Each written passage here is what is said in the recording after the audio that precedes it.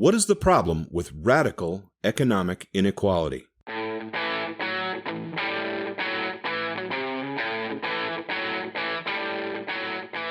Welcome to the Hub for Important Ideas.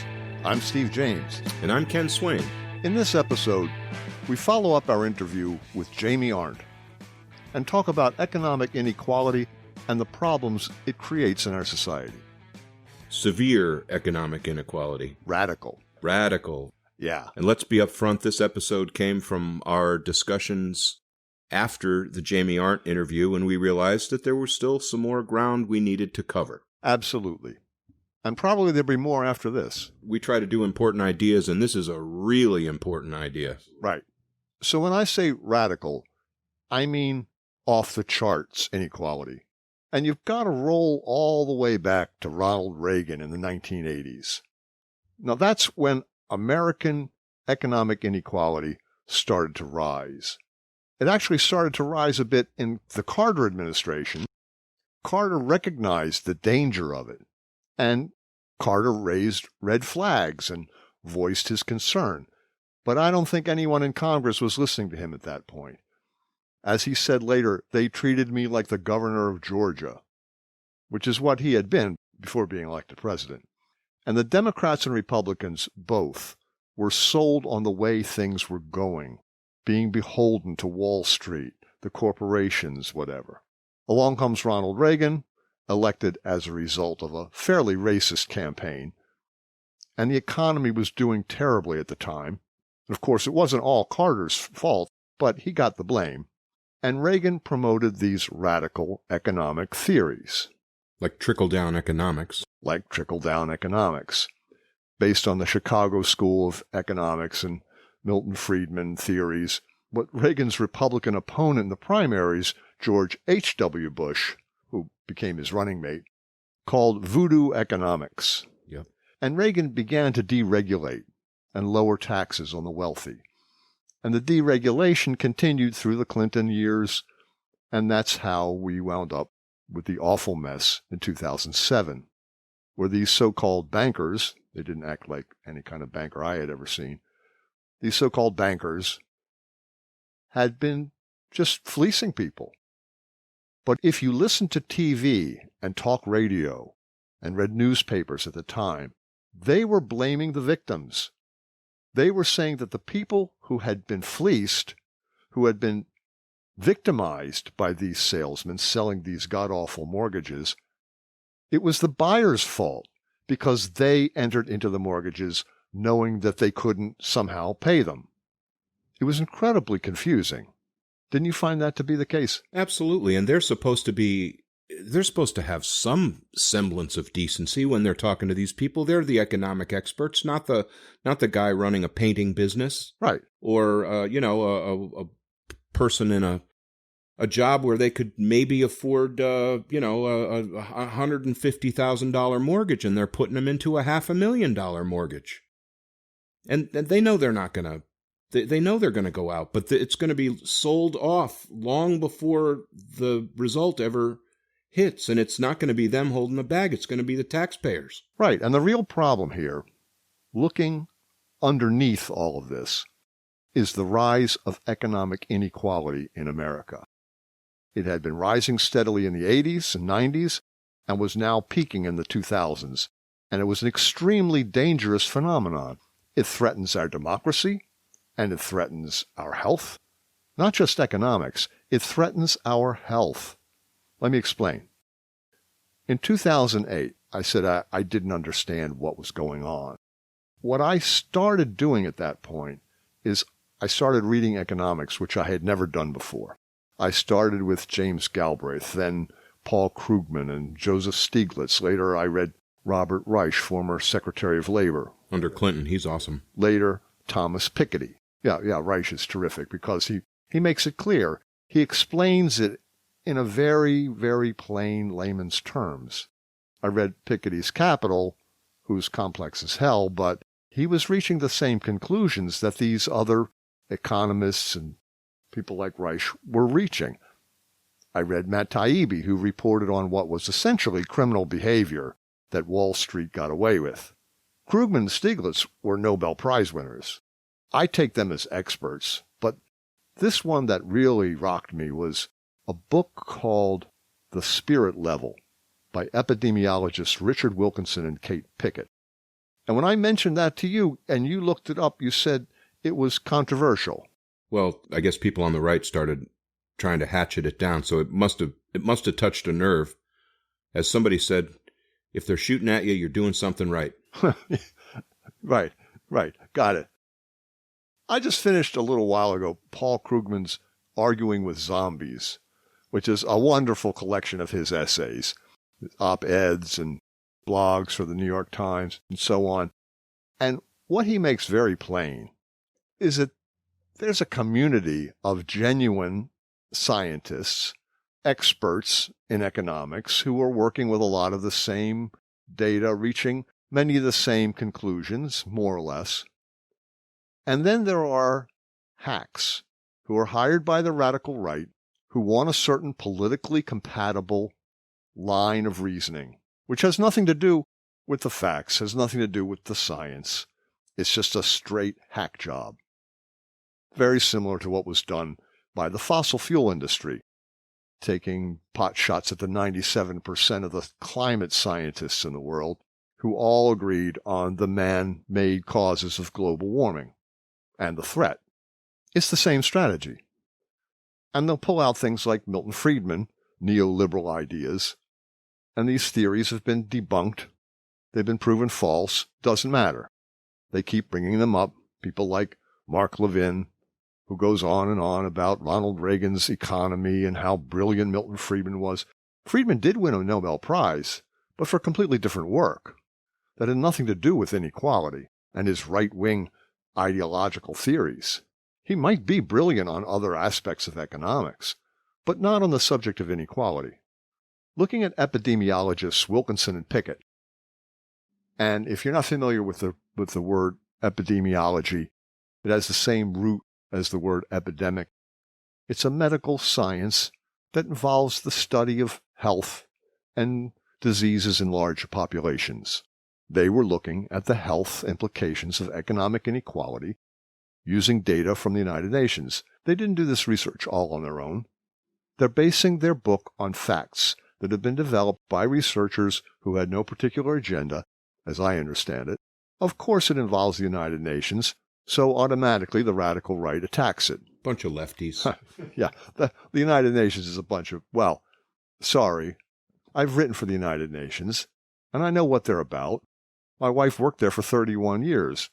I saw a lot of it from her point of view. The UN is not a bunch of lefties.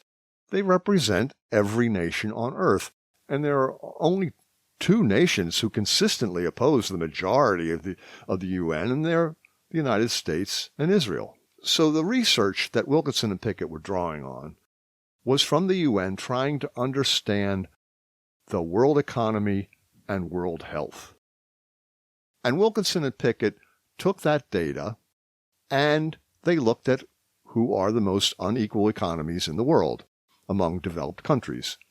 They weren't talking about tin pot dictators, little countries, or countries that would not or could not participate in the studies. They were looking at market-driven large nations. The most unequal country in the world, guess what it was? Singapore. Singapore, number one. My cousin Liz lives there in Kuala Lumpur. There you go. What was number two? Us. The United States of America, the second most unequal developed country in the world. Then they looked at what are the countries with declining life expectancy, higher infant mortality. Yeah, that's just nuts. Higher levels of depression and stress. All these social problems. We ring all those bells. Yes, what Sheldon Solomon calls a petri dish of psychopathologies. I know. Right? I mean, he's being flip, but he's being accurate. So lo and behold, the United States, for the first time in over 200 years, has a declining life expectancy. Ours is well below Japan's. And rising infant mortality. Now, you've got, when I say radical right-wing, and I don't mean your run-of-the-mill conservatives, libertarians, Republicans, my father, my grandmother, many, many people in my family are conservatives. That's most Americans. Every society needs conservatives because they get things done. Here I'm talking about radicals, right-wing people who promote a destructive party line. Filled with hate. Yeah. Rush Limbaugh. Yeah. Mark Levin. Ann Coulter. Sean Hannity. Tucker Carlson. It goes on and on. I know I'm talking about Fox News and talk radio, that's right, because those outlets have been hijacked by radicals. I'm not saying that people like Mitt Romney, who purports to be a moderate, does not have some radical views. I think he does, which we won't get into right now. But the fact is that Wilkinson and Pickett and all the thinkers and writers that I mentioned earlier have all been attacked. Piketty, Reich, they've all been attacked by this radical right. And as Krugman says, if you even say the words economic inequality, you're automatically labeled a communist. You're automatically dismissed just by saying, I want to talk about this issue. I want to talk about this subject, okay? What all these experts are saying is that inequality leads to social unrest. High levels of economic inequality threaten the middle class. They threaten democracy. They threaten our prosperity and our liberty. I can't remember where I heard the expression. Have you heard the expression managed decline? No, that's a good one. Well, that's what I heard that the 1% is interested in doing now. Is they're interested in managing the decline of the rest of us to accepting a lower, obviously, because we're all already there pretty well, trying to make us contented with, it all feels like it's heading toward the beginning of the Hunger Games. You know? Yeah. That book really pre-shadowed, Oh, yeah. But Hollywood's been looking at this aspect of our society this way for quite a while, because art does at times presage there's been a lot of dark cities with, all blackness and death hanging over it. And I think that's kind of what that's what it feels like we're heading towards. You're right. Now, there are a lot of people who try to explain economic inequality in terms of economics and politics and history and social explanations. They talk about natural fluctuations in economies and the rise of competing labor markets like China and changing technology. I've heard that over and over. Changing technology is throwing people out of work. That's not true, by the way, according to Krugman. People also note the inevitable advantage that superior people enjoy over inferior people. Now, of course, there will always be inequality. And people, like some libertarians I know, will say, oh, you're talking about equality of outcome. No, that's not what we're talking about. They'll say, you're a communist, you want everyone to have the same. No, we understand. Any rational person understands that some people want money more than someone else. Fred Trump, Donald Trump's sociopathic father, for example, who was obsessed with making money in real estate. Now, if that's your predilection, then you're going to have more money than the average person who's not willing to sell their soul for what your cousin famously called chasing the almighty dollar. If your entire world is built around chasing the almighty dollar, you're going to have more dollars than the person who wants to lead a normal life and have a reasonably healthy social life, love life, family life, being a member of a community, parenting, filled with joys that come from being a family member, a good neighbor, and all those things that make life worth living. For most of us. For most of us. And some people, no, they just want more money. Right. So they're going to have more money. They're going to work harder for it. They may be smarter at it. They might rig the game so that they're guaranteed to win it. Absolutely. Right. They might be frauds and tax cheats like Donald Trump. And they're going to have more money. But that's all normal. Everybody understands that. But when it's radical, when it's Jeff Bezos radical, when there are monopolies involved, and political influence bought and paid for with campaign contributions and teams of lobbyists, then it's a rigged system. It's rigged to suit the 1% at the expense of the working people who are the real sources of wealth. Wealth comes from people who grow things and make things and sell things, not from people who add the beans on spreadsheets and move stock certificates around. And American labor is certainly at a disadvantage competing against China and India for low-skilled jobs. And yes, technology continues to change, causing some jobs to be eliminated while creating others. Yep. But that's not at the heart of radical economic inequality. No, it doesn't get out of whack this badly until somebody's pushing some buttons they shouldn't be pushing. And those people who want to quote John Locke and say, we vary in what he calls industry. I know. You have to look at the social psychological analysis of this. That's where we're coming from. We're not looking at it from the economic perspective exclusively.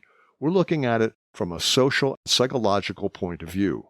Steve, just to change it up for 1 second, I don't think it was last show. I think it was an episode before where we talked about Ernest Becker's idea, the questions you would lay out to put in a good society. Yes. Just to say, let's say we're going to design one on a drawing board.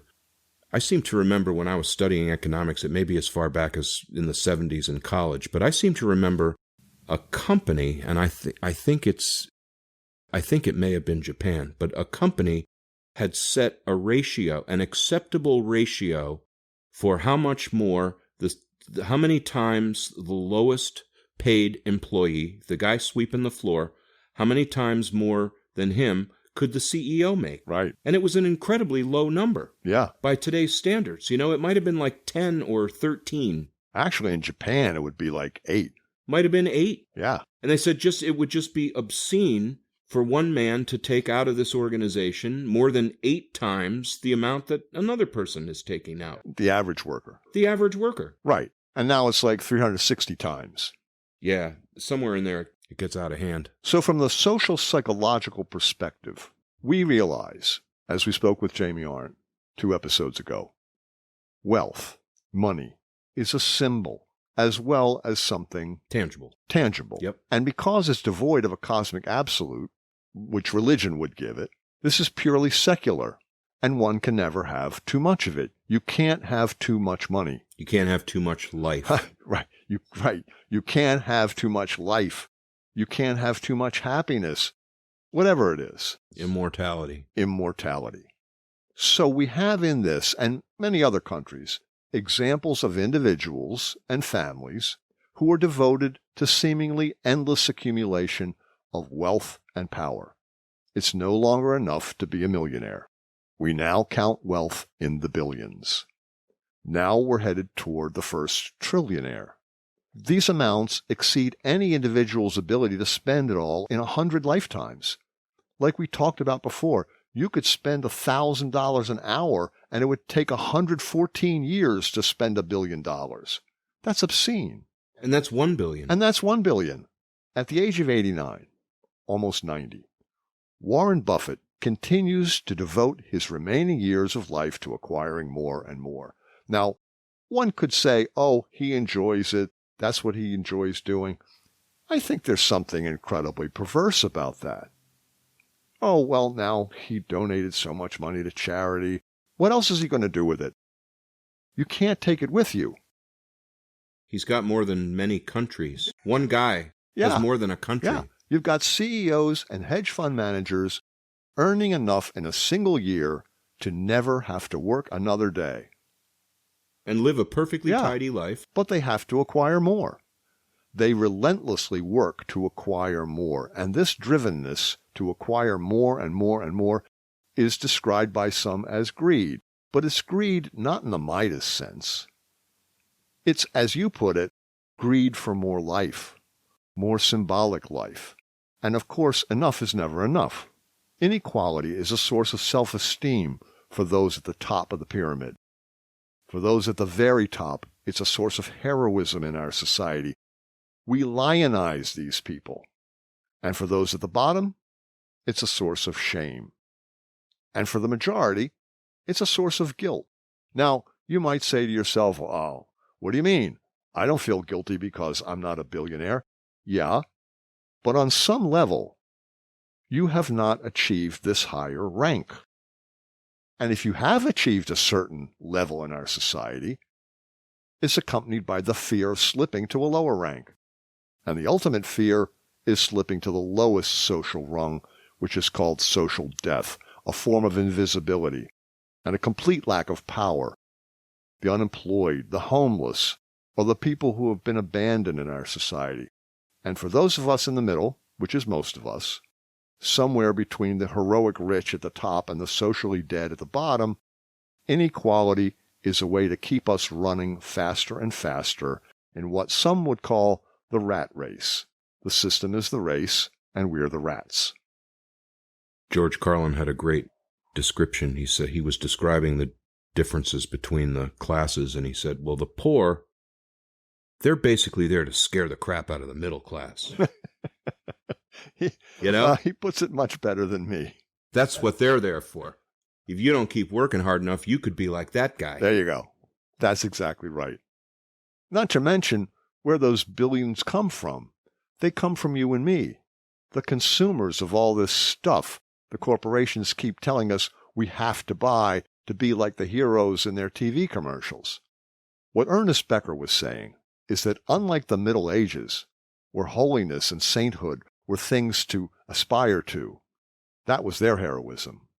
Our heroism in the 21st century is based on symbolic immortality.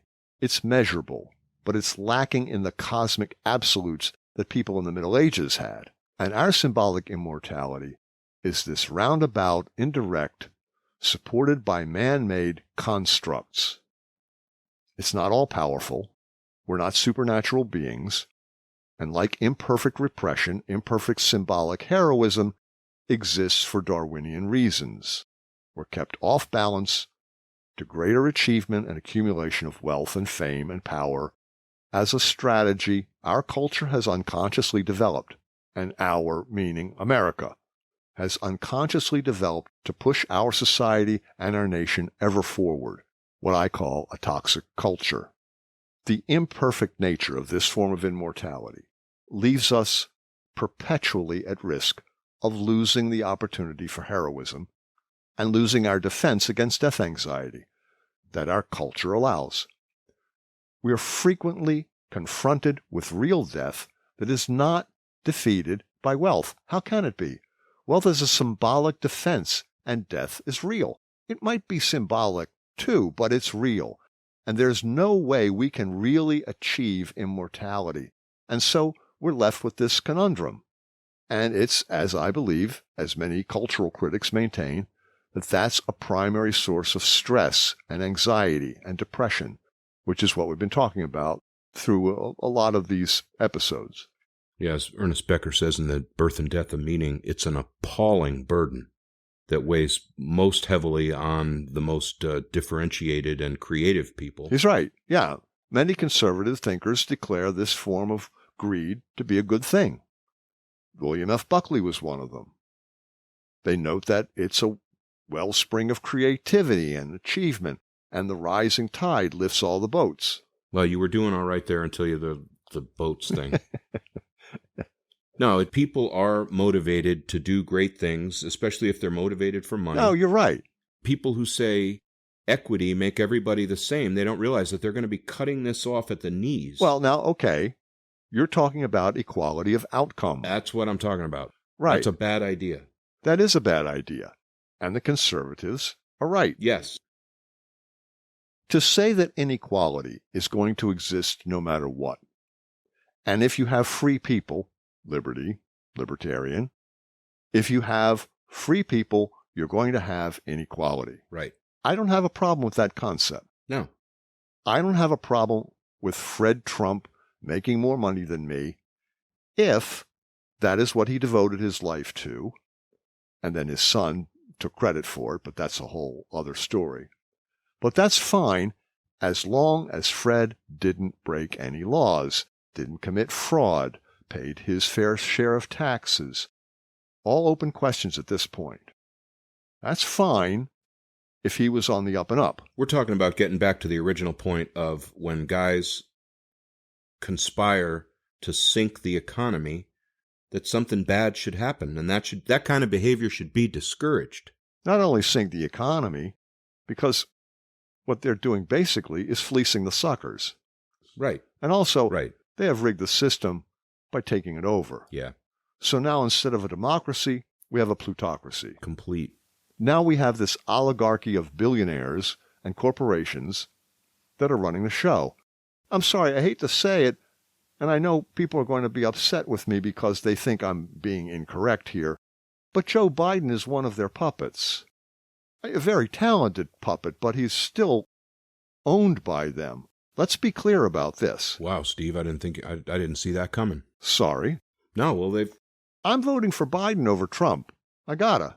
I know, me too, but I'm not really excited about it. No. I was hoping to be really excited about something. How can you be excited with a clothespin on your nose? That's the way I voted the last time. That's the way we all voted the last time. And I don't like it. No. How could they do this to us twice in a row? Exactly. How could this happen twice in a row? And both of these candidates, you could go back 20 years. All the candidates, Democrats and Republicans both, they're all in the pockets of the corporations. I know. Last I checked, 94 billionaires and their spouses have donated money to Biden, and 92 billionaires and their spouses have donated money to the Trump campaign, according to Business Insider in Australia. Some have donated the minimum, $2,800, but others, which by the way is a fair amount of money for somebody like me, but others have donated millions to super PACs. So that's what I mean when I say it's a threat to our democracy, because your democratically elected representatives are doing the bidding of the people who funded them. And so there's a front page article in the New York Times a couple days ago talking about Biden's relationship with lobbyists. Imagine that. Imagine that. He's been courted by. And publicly supported with contributions. There you go. So yeah, Trump is a horror. But understand what you're getting with Joe Biden, and Kamala Harris as well. She was supported by 46 billionaires in the primaries. Again, according to Business Insider in Australia. I'm talking about journalism in Australia because the American corporate media never dwells on such things. And I'm not saying don't vote, and I'm not saying don't vote for Biden, and I'm not saying vote for a third-party candidate because Trump has to be defeated. But know what you're getting. Because this is a threat to the democratic middle-class way of life that served this country very well in the post-World War II years, in the late 40s and all through the 50s and 60s. And I know you can't turn back the clock. And I know you can't go back to what it was. No, but there was some good stuff in there. There was. And some of that was good stuff because of what it did for the ordinary working person. Right. There used to be unions. Used to be is right. They're all but dead. And that's a major contributor to economic inequality. Our society is experiencing a perversion of that system. Jared Diamond, in his book Guns, Germs, and Steel, makes very plain that when one group of humans has an advantage over another group, it exploits that advantage until the disadvantaged group is driven off, destroyed, enslaved, or dominated. That's what we're seeing here. We're not being driven off or destroyed, but we are becoming wage slaves and are being dominated more and more. I didn't hear revolt or revolution as one of those choices. No. Well, maybe if things get bad enough. Our capitalist system was historically tempered by religion and democracy. We've talked about this before. The religion part of it has waned. Now democracy is waning. Yeah. It's less and less self-regulated and more a game of winner take all, rigged in favor of the ones taking all. Yeah. So the question is, what is being proposed about reversing economic inequality? I haven't heard one word for months. We've got a religion of materialism that's supplanting historic values and the popular power of democracy. It's just being bought off by this emerging plutocracy. What else can you call it? Nothing. One person, one vote is being replaced by $1, one vote. Yeah. That's a good way to put that. It's no wonder the bunch of us in the middle who are smart enough to see this, but not strong enough we feel to do anything about it, are depressed and just despairing. You're right. Economic inequality contributes to depression and even despair. Our defenses against death anxiety come from self-esteem. And in our society, you get self-esteem from wealth, fame, power, and beauty. Right. Well, not everyone can be wealthy. That's just the way it is. Not everyone can have power. Not everyone can have control. You can't be young and beautiful forever. So you're inevitably, invariably, ultimately going to be depressed and despairing because you're just not given the same opportunities for heroism that people in the past had. And correct me if I'm wrong, but what you were just talking about from when we were younger, having a family and holding down a job and raising up some kids and maybe sending them to college, maybe not, maybe they start working right away, but that used to be a viable form of heroism. Yes. And everyone agreed that it was. Yeah, and you had your superstars, salesmen take off and they do great and they get a vacation home, whatever. But the rest of us on the block, we're doing the best we can and we're doing okay. And we were okay with that. Yeah. More or less.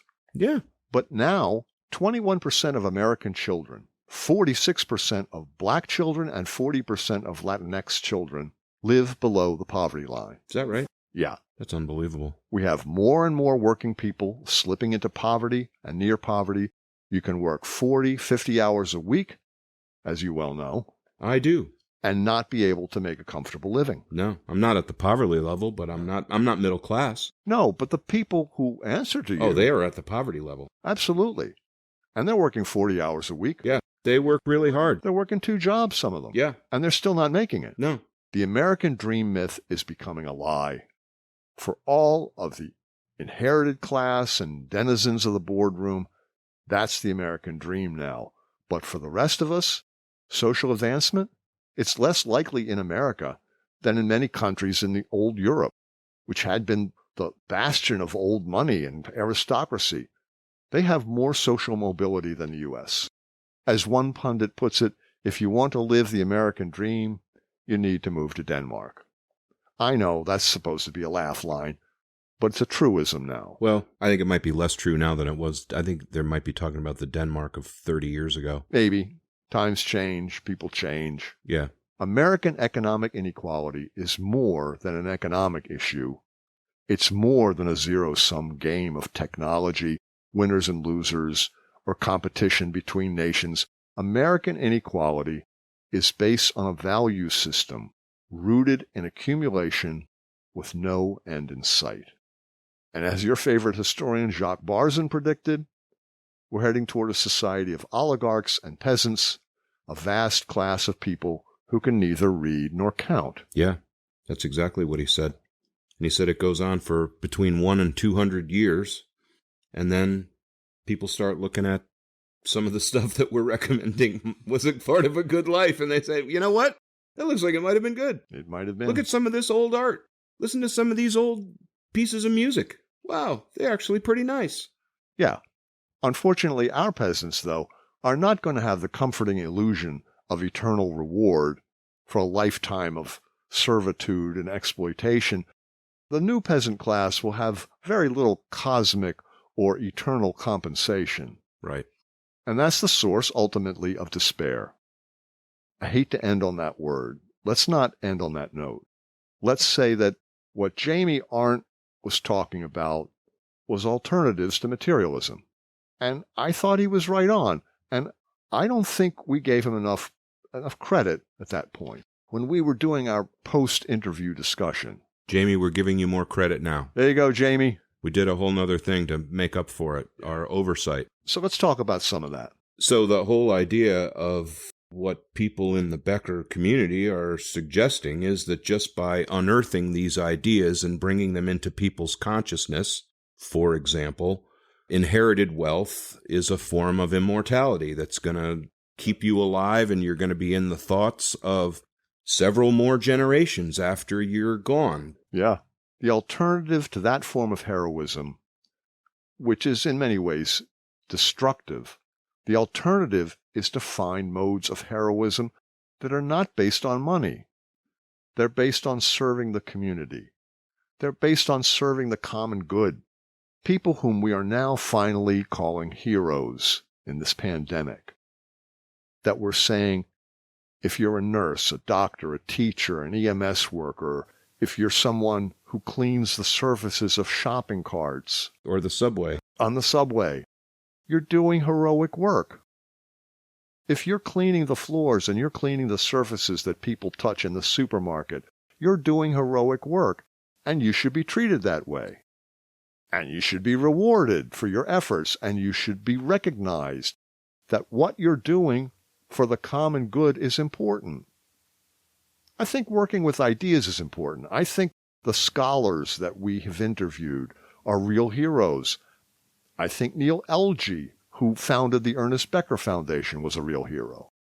Completely unrecognized outside of his sphere, but within his sphere, he was recognized.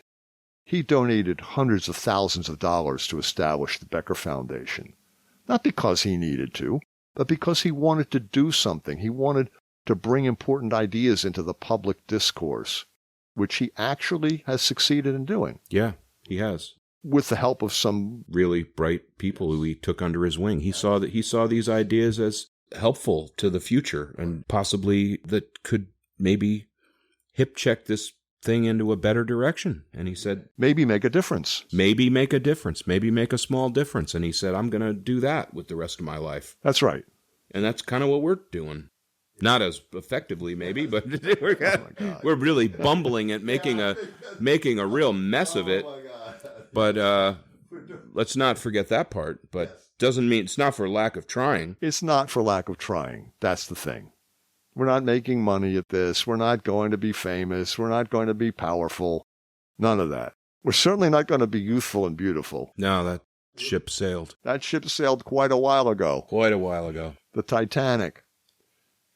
But we understand that there are other forms of heroism. We understand that what we're trying to do here might be an immortality project. It certainly is. Might be vanity, whatever you want to call it. But at the heart of it, we're trying to do something that we think a lot of people are trying to do too. Sheldon Solomon, Kirby Farrell, Merlin Mowry, Jamie Arndt, Jamie Goldenberg, Jerry Piven. They're all trying to do something for the common good. They're teaching, doing empirical research, trying to advance our knowledge and understanding of who we are and what we're about as a society and as a people. Trying to give people a chance to really live well in this society, this cutthroat society that we find ourselves in. I think they're doing a hell of a good job, and I hope we're giving them a platform. Yes, a platform, a way to bring these ideas forward. And at the same time, I'd like to give a tip of the hat to Mother Nature, who has kicked our ass for the last 5 months, first with the COVID pandemic, then with this incredible storm that's cut off electricity to well over 2 million people from northern Connecticut to southern New Jersey. So here we are finally, Ken and me sitting in the same room. But we've got a 100-foot extension cord running to the neighbor's house so that we're able to have a light bulb and our recording equipment running, and we're in a 85-degree room sweltering. Insane. What we're doing. What the hell? All right. Okay. So, join us next time. Like us on Facebook. Please recommend us to your friends. You can find us at www.thehubforimportantideas.com. And support us on Patreon. We are 100% listener supported. www.patreon.com/thehubimportantideas. Thank you for listening to The Hub for Important Ideas. I'm Steve James. And I'm Ken Swain. Stay safe, everybody. Thanks for listening.